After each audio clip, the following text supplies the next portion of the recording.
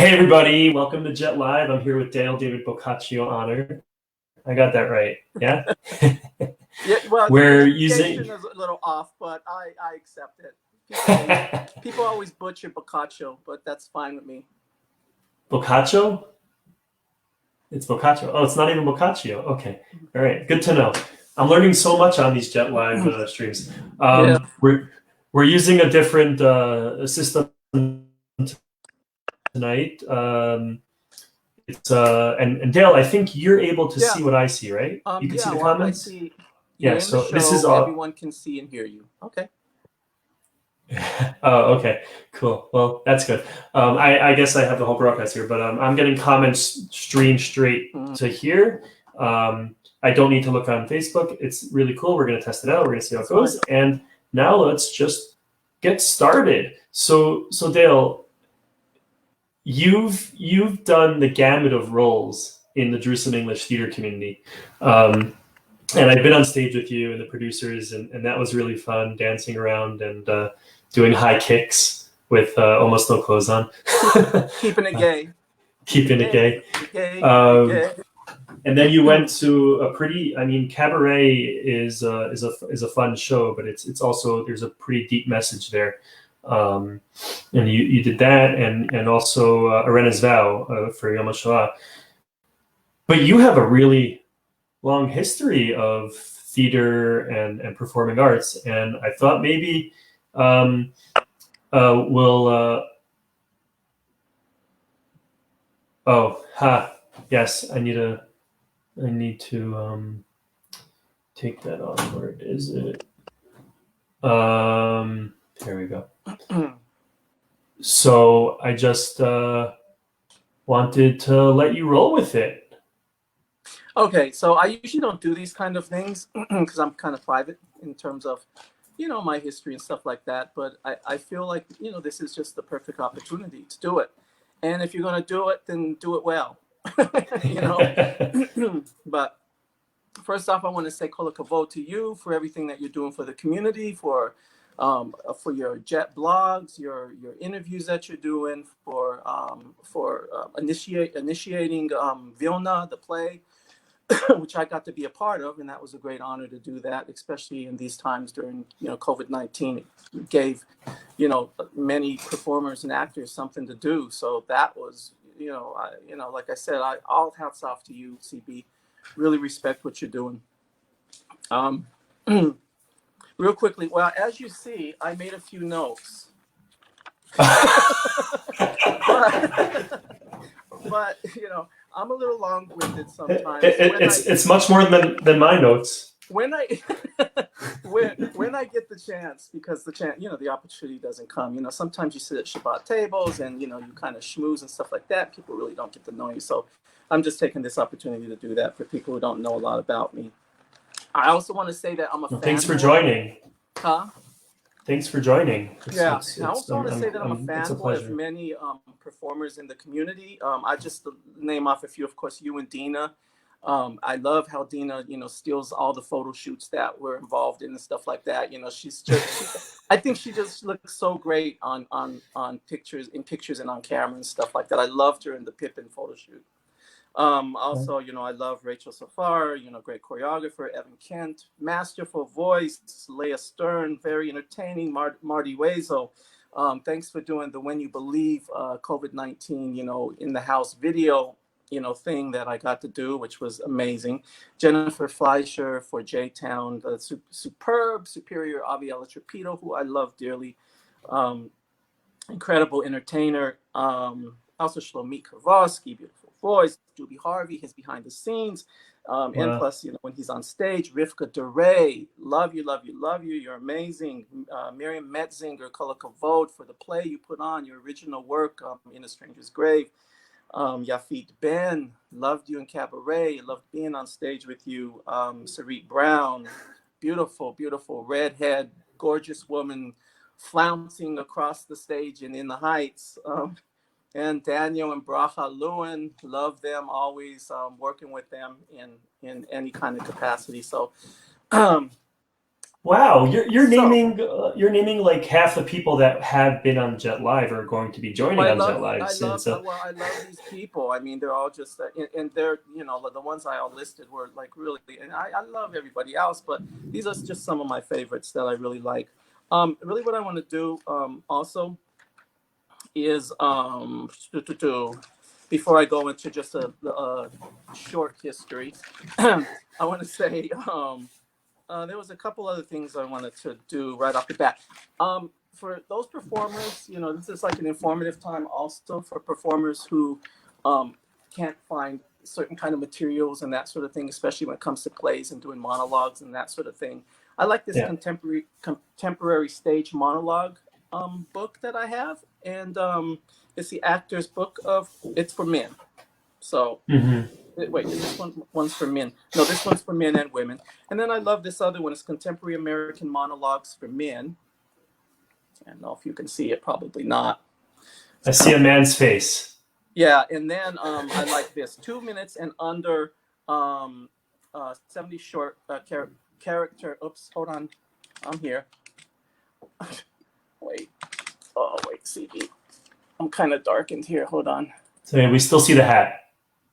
Yeah, hold I'm on. surprised. I'm surprised you're not wearing your. Is there a significance to this hat? Usually you're wearing the Yeah, there Denver is. hat. It's Roma, and part of my ancestry comes from Italy. So anyway, Hmm. this is 2 minutes and under. It's a great book by Glenn Alterman, and it's some great 2 minute monologues and stuff like that for actors. Also, these are very valuable books. This anthology series of for singers who are auditioning, has like CDs in the back. I normally like to use. What you would call uh, accompanists. Did But you did you get these? I did that. Did you get these all on Amazon I got them right in now, or I you've got them in the had? states. I got them in the states, but And are you? they're usually I like to have an accompanist, which I did when I did a lot of theater back in America. So um, I kind of got used to doing things a little bit different here, and it seems to work. Um, Also, We all do. I know people, if anybody's going to ask questions, I just want to show some things real quickly, just to kind of take that off the off the radar, because I know in some of your past interviews, people ask these questions. So I did Cabaret. I was the MC. I loved the show. It was a great show to be in. Aviella did an incredible job, and Rachel Safar did the choreography, and of course our beautiful Haim Tukachinsky, who's no longer with us, was the original um, uh, musical director, and then Yes. Devere took his place. Did Arena's Vow with Yes. Rivka and a cast of other characters. That was one of my favorites. Of course, I loved doing. I came ready. Wasn't I a It's goddess? Roger Debris. Wasn't I a goddess? You were fantastic. That was in the You were producers fantastic. with Israel Musicals. Is Israel Lutnick. Really fun show that I love doing with Starcatcher was Pippin. Can you see me as King Yes. Charlemagne there? That was fun. And of Yes, King course, Charlemagne. your lovely wife was in there, stealing all the photo shoot moments because she just looks great on camera. She had a great costume. She had a great. It was a great costume she had there. Yeah, yeah. And real quickly, I know people ask, "What are you reading right now?" I'm reading during quarantine, The Merlot Murders. Who wrote it? That's by Ellen Crosby, and I'm revisiting Ivanhoe. Ivanhoe. It's a classic. A lot of people have read it. Complete Works of Shakespeare. I think I probably got through 5 pages. It's a it's a long read. mine, mine looks a little bigger than yours. Oh, that's really cool. But yeah. That's what he said. No, I'm just kidding. Plays for a New Theater. I like this book that I'm looking at right now. Mhm. Also, I'm looking at by Gene Kerrigan, The Midnight Choir. So I'm when you say working look, on you're getting how many pages? Which book have must you be like gotten through the 4 most long. pages? Which is the most one? Which one have you like gotten past page 5? I mean, you said Shakespeare. Oh, Place for a New Theater. Okay, how many pages Yeah. in? I'm not going to Oh put you on the spot. no, it's thick. Look at that. That's not a short read. Come on now. It's not like Uh, the Three Little Bears.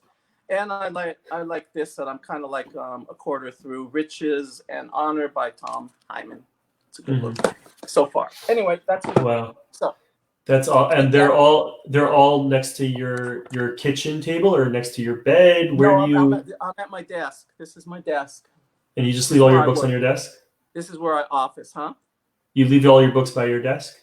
A lot of them, yeah. But no, I have a bookshelf with a whole slew of books. But a lot of the books that I read, I kind of sit here in my chair, read, Yeah. do work, internet, the whole thing. But I some have of this other all my stuff, plays. I have all my plays next to me yeah, that's a with the good thing. Yeah. like not all of them, a bunch of them with Shakespeare and a singing a book about singing. I have 5 other plays or books on the couch, and then I have like 4 books by my bedside.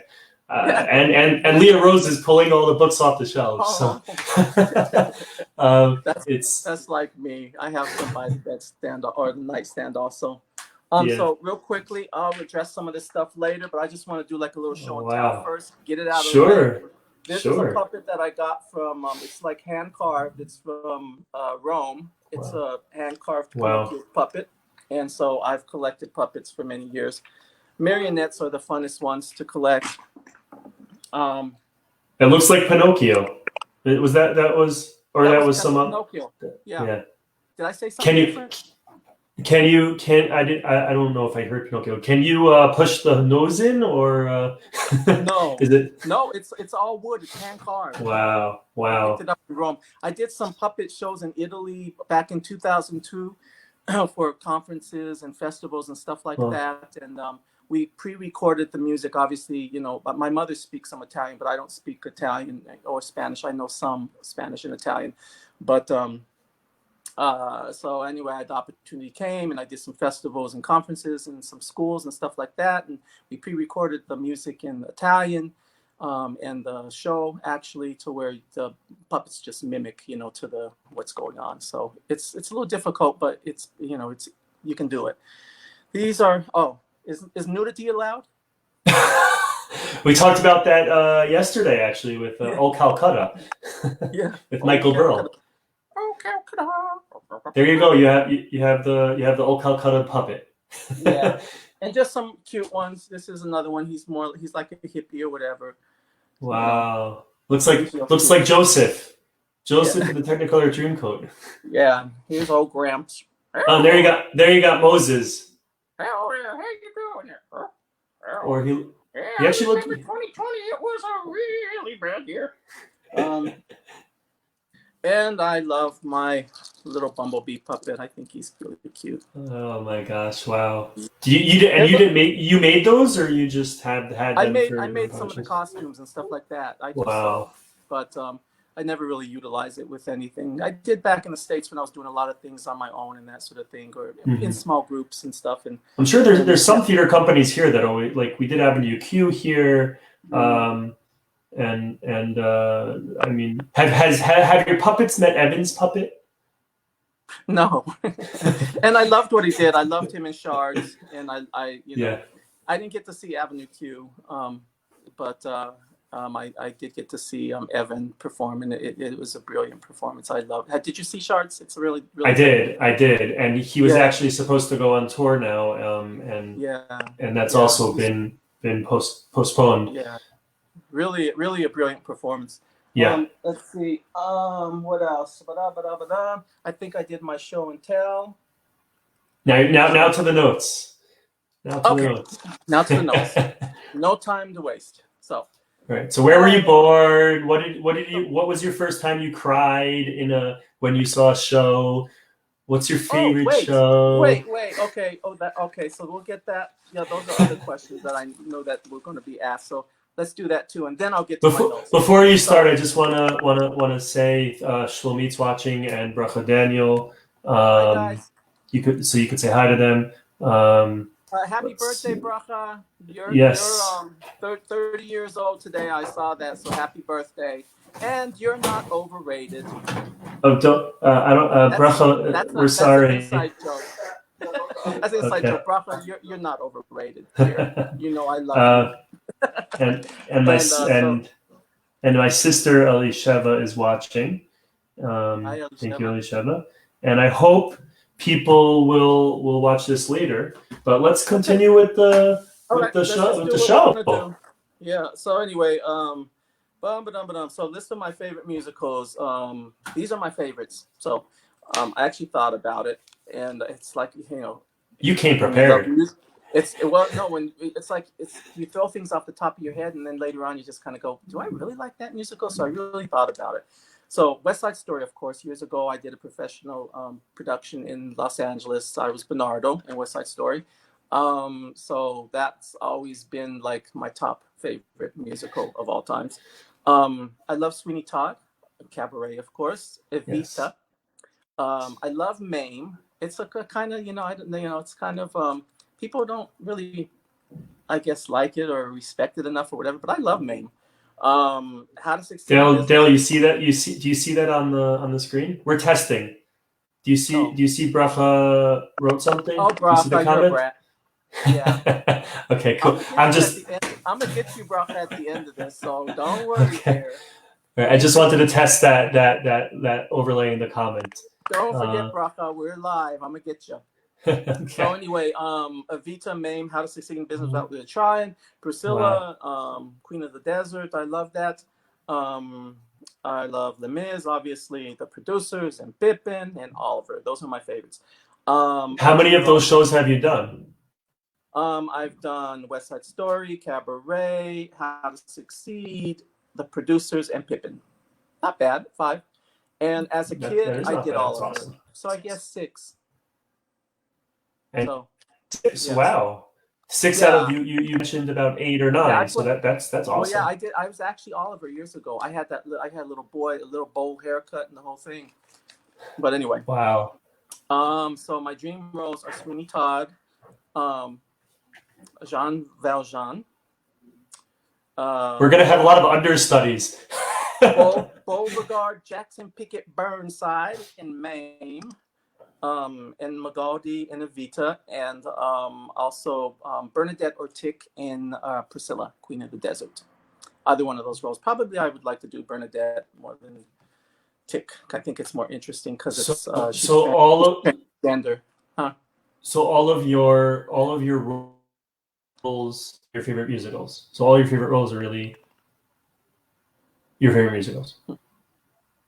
I'm sorry. All your favorite roles are from your favorite musicals. Basically, you just said all your favorite musicals, Yeah. and that's Well, awesome. yeah. That's good. That works. Yeah. Well, yeah. I mean, so what else was I gonna say? Blam blam blam. I think. Sorry, guys. Keep disappearing on you. All right. Turn that light on. So got that out of the way in terms of dream roles. Favorite musicals. There was one other thing I was gonna say.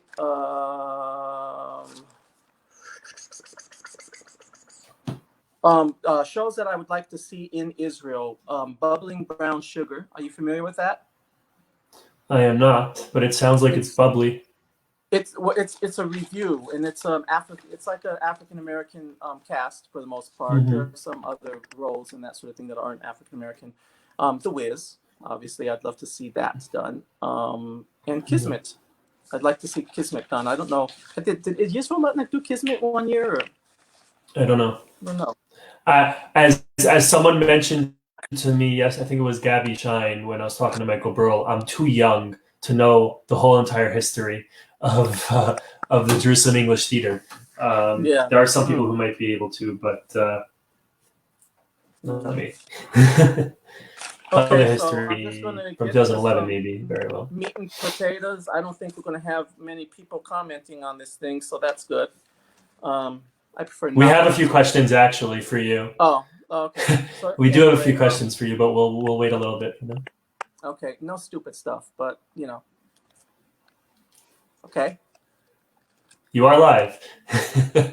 Oh You no, want so Shalmeet asked if you have any tips regarding auditions or character building, like what your character. process is.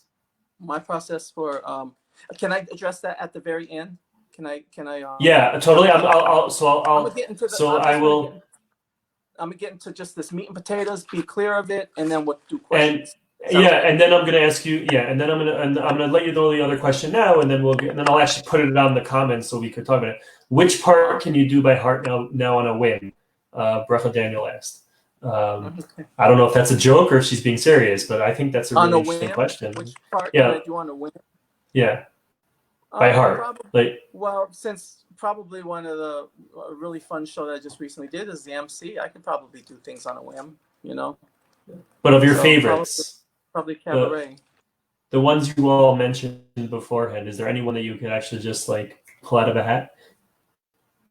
Pull out of a hat and become that character? Yeah, or do the role. You memorized it already. It's all ready. You could Probably, just, we can probably say we're Roger doing DeBrusque. Priscilla right I now. think probably Roger Right. DeBrusque. Yeah. Anyway, so real Hi quickly, Gabby. Hi Gabby. Welcome. so my first experience with kind of doing something, kind of goes back to when I was very, very young. I was in the first grade. Um, uh, I went to an all-black school. I'm African American. People that don't know this, my father's African American and my mother is an Italian Spanish Jew. So I'm multiracial. But anyway, this is kind of a funny story. But in first grade, we had this school program, and there was a song that they wanted to do. It was called "The Gospel Train," and so they gave the solo to me. and I'm the whitest little speck in the whole on the stage, and I'm sitting there singing this old Negro spiritual called "The Gospel Train," which was kind of funny. And I think the teacher probably, in hindsight, I think the teacher probably did it with a sense of humor to put the little white boy doing the old Negro spiritual. But anyway, that was one of my it was my first experience, doing something solo on stage. Um, but, um, the other funny thing was my dad had two African art and clothing and jewelry shops in the Denver area, and so I was also this little white kid walking down the hallways with an African dashiki and African beaded necklace, and so were my siblings. So it was just kind of funny. And me and my siblings were all like different hair textures, different shades, different eye colors and stuff like that. And of course, we have the same parents, but we all came out different, which is another story coming up. Anyway, so I was my parents both divorced. My parents divorced when I was 5, and my dad moved to Los Angeles, and my mother stayed in Denver. And I soon became a child actor, as my parents thought I was funny and had a good singing voice. I spent summers in LA. Sometimes my dad got an no, okay. Spent some summers in Your LA. parents thought you were funny. Yeah, they thought I had a funny sense of humor. I mean, they thought I was hilarious. And so, They were like, "Here you I go. spent. Go do showbiz." Well, no, they got me an agent. So anyway, so Wow. I I spent summers in LA. Sometimes some summers, and then my dad got me an agent, and I performed in some stage shows. I did some you don't know some of these things because they're back in the 70s when I was a kid. Did some after ABC after school TV specials. I was in. I did a few movies where involved children, and back in Denver, I did some stage shows. And I was a very busy child and had a great childhood. And so my dad was kind of well connected. So I got, I kind of met like some really cool celebrities of the time. Yeah, yeah. People that are watching this, unless they're older like me, they wouldn't even know some of these TV stars. But it's like Well, there are kids who don't even know who Ben Affleck is. So, yeah. I know that's true. But anyway, I got to, when I was little, I got to meet Dick Van Dyke, Christy and Jimmy McNichol, Jodie Foster. I got to meet. Wow. Um, Wow. Jodie Foster. Oh no. Oh no. Christopher, Christopher Knight, Hinkley John effect. Ritter. Yeah. I'm So just then, I'm making an Assassin's reference. Sorry. so I got to meet Jodie. them. Tragically, a lot of people don't know this about me, but I don't talk about this stuff. Like I said, some things are too close to my heart. Some things are really painful. But I know I can seem a little bit mysterious to people and that sort of thing because I don't talk a lot about my life. This is why I'm doing this, and I probably won't ever do it again. I'm just saying, Well, And thank you so much, Jeff. yeah.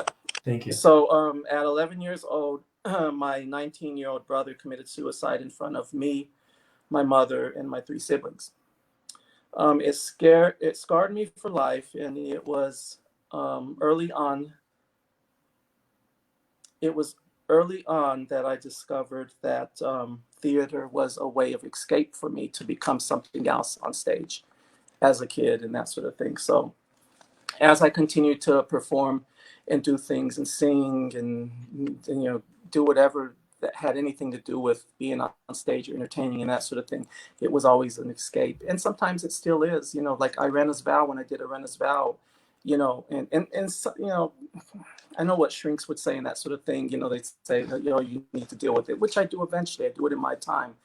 But, like when my dad died last year, where we were doing Arena's Vow, when we were starting rehearsals and stuff, my dad passed away in LA, Yeah. and very painful time. Uh, And you traveled back also, right? I went back to see him. Yeah, Yeah. I spent 3 weeks with him before he died.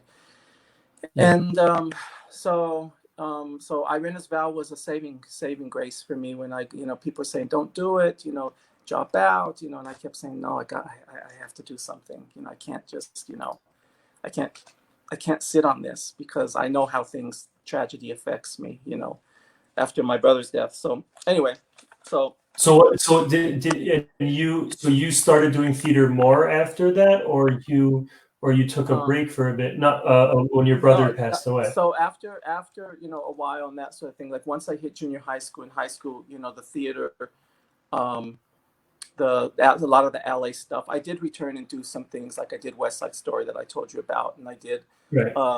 like a Lifetime movie. I was involved in a Lifetime movie back in the '90s, um, and uh, um, and that was pretty much it for LA.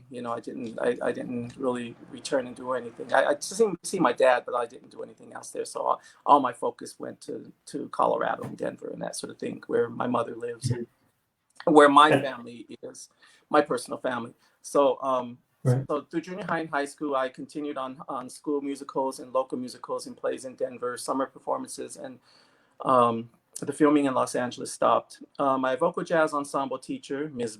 Benny, in high school, pushed me to start taking guitar classes and pushed me to further pursue my vocal range and studies of voice. It was at that time in my sophomore year where I met Mr. Rogers of Mr. Rogers' Neighborhood, and I got the opportunity to speak with Oh him. yeah. Yeah, I got to speak Wow. with him in depth about puppetry because I started liking puppets when I was like in I think first, second, third grade, when there was a local show called Noel and Andy, with this woman who got up and did puppets on a local TV show or whatever. So I really liked that, and and then I used to always make my own sock puppets and any kind of puppets I could make. So that's kind of like where it started. But by the time I got to high school and I met Mr. Rogers, I asked him, some advice and that sort of thing. But one thing I remember, and I don't know if I completely quoted him right, but I remember it pretty much what he said. He said, where is it? He said, a dream stays a dream. It's a little, some of it's a little cliche because I think we've heard this in different forms and that sort of thing. He says, a dream stays a dream without feet, hands, and a mouth. You have to work and work hard. And that's why I love what you're doing, CB. You're working hard, you're trying to make things happen. Color vote, people in the community support some of this stuff that CB's doing. like the stuff he's doing. Don't just look over it. Don't just, whatever. Just, we got to support each other. And I think it's an amazing thing what you're doing, CB, launching some of this Yeah, that you're doing, especially during yeah. And then we got COVID-19 and that sort of thing. And like I told you before we we definitely went on, yeah, like I told you before we went on camera, uh, um, you remind me a little bit of me when I was your age, certain things. So anyway, real quickly, I'll just I have to go through all this real fast because we're running out of time. In college, I burned the candle at both ends with academics and performing every chance I got. We was approached by a model in college who said I had an exotic look. Maybe it was because of my multicultural whatever. I kind of laughed, but then she encouraged me to come with her to some interviews, and she helped me create a photo shoot portfolio. And I soon had local gigs for upscale boutiques in the Denver area, which soon led to my two biggest gigs, an ad campaign with The Gap and then Banana Republic, which was seen across the Western United States in stores, billboards, magazines. I was in full swing with. do you have a picture of that? I posted some of my pictures on Facebook, some of my old modeling pictures. Right. Oh yeah, no, you posted Yeah. a lot of stuff. So anyway, past performances. what was I going to say? I was in full swing with my family life and found a little time to form my first bands. I took a break at one point from college to go back for my dream role of Bernardo in West Side Story, the professional company in Los Angeles. Rita Moreno came to a few rehearsals and viewings, and I was thrilled to meet and chat her up. After college and into my professional life, I studied theater and voice properly and chucked away at an Associates of Art Performing Arts degree. My two main teachers were Scott Martin, who taught me classical voice, and Lynn Skinner, contemporary voice. I rarely slept and developed an eating disorder from modeling days that I still struggle with today. So beware people who get into modeling. Went back to LA a couple more times. That's what I told you about. I did a few other things. With life in full swing, I became active in local, professional, and community theaters. My favorite roles that I had in America was as Harold Hill, as the Music Man. Oh, the Music Man. Oh, yeah. Yeah. The Pirate King and Pirates of Penzance, J.K. Pop Finch and How to Succeed in Business Without Really Trying. I played King Arthur in Camelot. The musical. Yeah. Wow. And I also, for a short period, I got involved in the interfaith movement. I started a regional scene community access show called Torah Talk with Dale Honor in Denver. Discussed the parashah each week and had guest interviews, which is kind of like what you're doing, with authors of religious books, Jewish, Christian, Muslim, and Hindu guests. I had two news anchors who discussed world Jewish news. And then I also became in full swing with rock R&B bands as lead vocalist, recorded a couple of CDs, and appeared as a soloist on a Christmas album a la Barbra Streisand and Bob Dylan. Not with them. I'm just saying that, they're Jewish and they've done Christmas things like that. So too. don't beat me up because I appeared on the Christmas album. Anyway. I love those Christmas shows in London. They do these Christmas shows. Like it's the biggest things. And I started hearing about them. I think it's wonderful. It's culture. I just wanted to ask. Maybe you're getting to this, but what brought you to Israel? What brought you to Jerusalem? What brought me to Jerusalem was I just told you about the interfaith thing and that sort of thing. It has a Baal Shuva and that sort of thing. It was just like I had a friend in Denver, one of my coworkers. I worked for a foundation also for a long period of time with grants and writing up grants and proposals and stuff like that for various things that we were doing, but also I dealt with a lot of unsolicited kind of proposals and stuff like that for the company.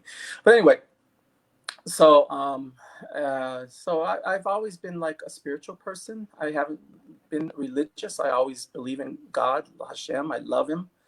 I pray all the time. whether it's in shul or, on my own. My lips are always moving because I'm always talking to Hashem. Um, People might think I'm nuts, but I do. And I think I got So that from my so not my going to mother. shul was easier for you. No, I love going to No. shul. No, but I I mean, like love some. now during the time when we don't, it was a little easier It's for you to not swallow. so hard because I've been without it before. You understand what I'm Right. saying? Yeah. So I know how to communicate with Hashem in my home. I still rap tefillin. I still do, do things. I try to be as proper as possible. But I came here on a spiritual journey. I had a friend that I worked with in this foundation I worked for, and I was just dealing with a lot of stuff, personal stuff, and I just said, how can I? I said, I don't know. I said, my heart feels empty. I feel empty inside, and I said, I want to connect on a deeper level with Hashem, and I don't know, how to do this.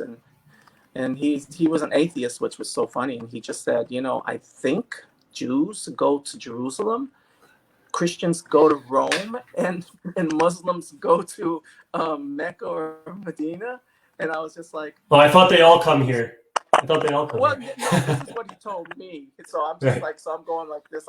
And I didn't know, I wasn't really privy to what was really happening in Jerusalem. And I knew there was all the religion stuff. I didn't even think that.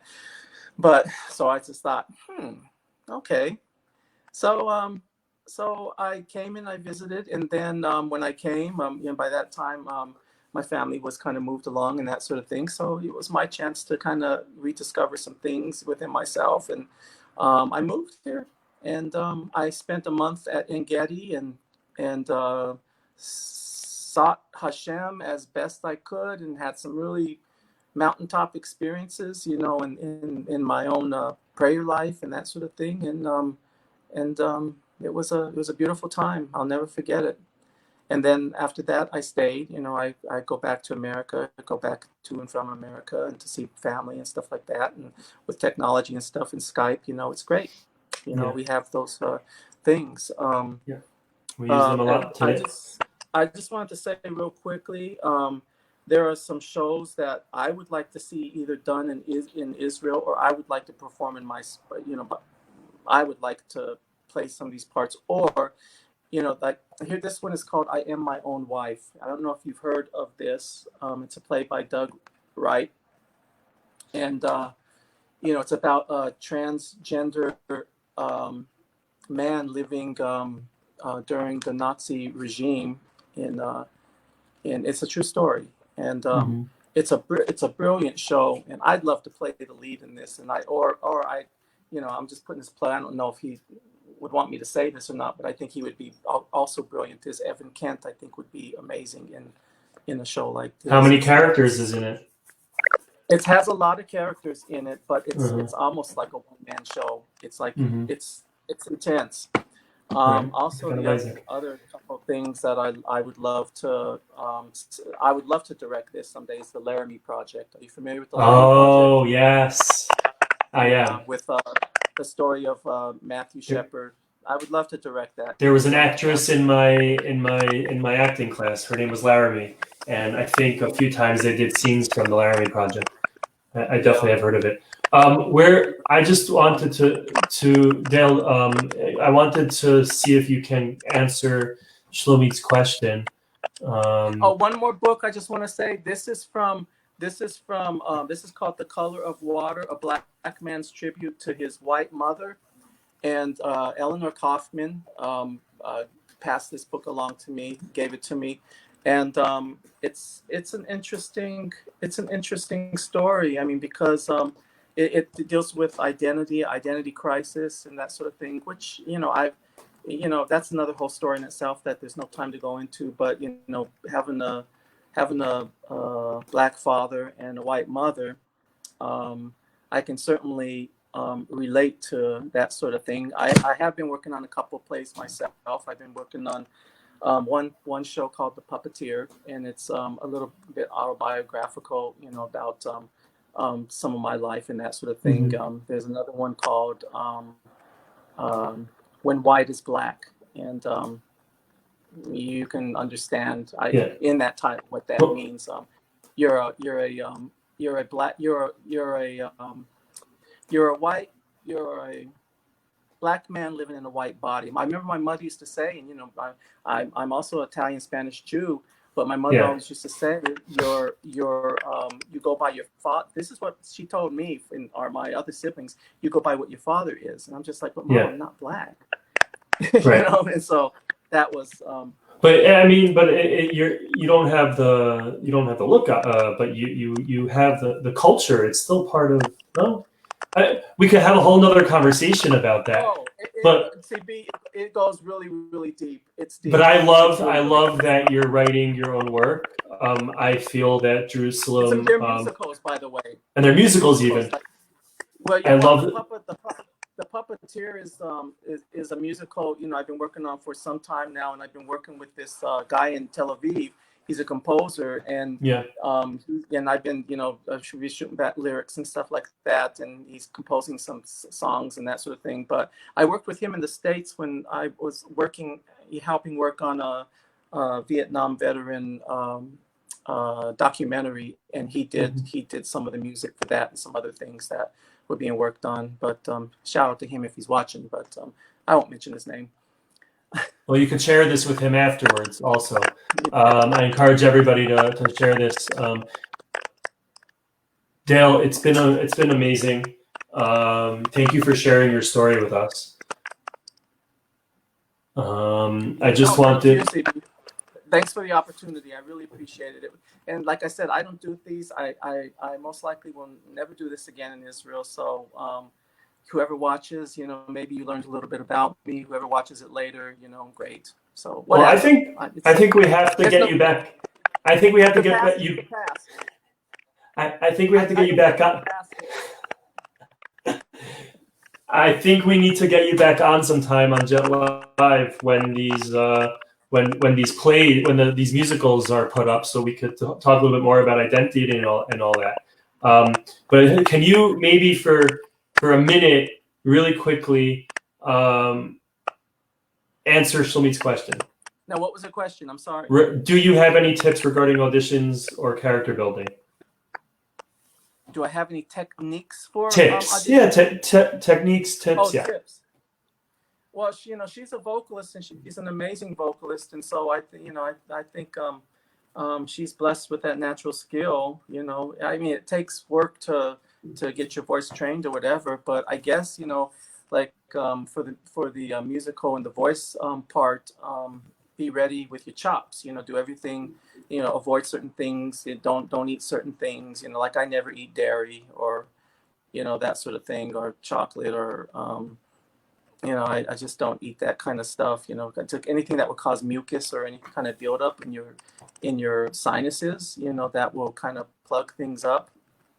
So and I'm sure she knows all that. So as far as tips, I guess being prepared. I've done really great auditions, and I've done really terrible ones where I haven't been prepared, and I think, and sometimes we think, oh well, they know us, and and you kind of schlep in or whatever, and it's just like that don't fly sometimes, so I guess just to always try and be prepared as possible, and do the best you can, and let whatever fall wherever it falls. Hopefully you'll get the role you want, and so yeah. Amazing. Dale, thank you so much again. Please, anybody who's watching or has watched, or please let me know about StreamYard if this was better than the Zoom. We're going to be having Gabby Shine join us tomorrow evening. And then next week, you got a really great lineup. We've got Rachel Dean from New York, rehearsal pianist for Hamilton, as well as Moulin Rouge, and she's doing a really cool accelerator program this weekend.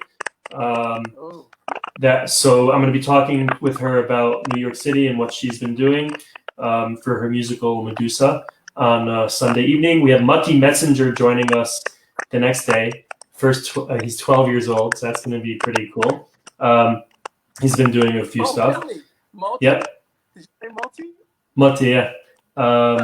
You got David Gelman on the next night. Then we got Barack Bartle joining us Wednesday, and then Jen Fleischer and Elisa Schaffenland will be joining us that Thursday. And then we got cool stuff happening the week after.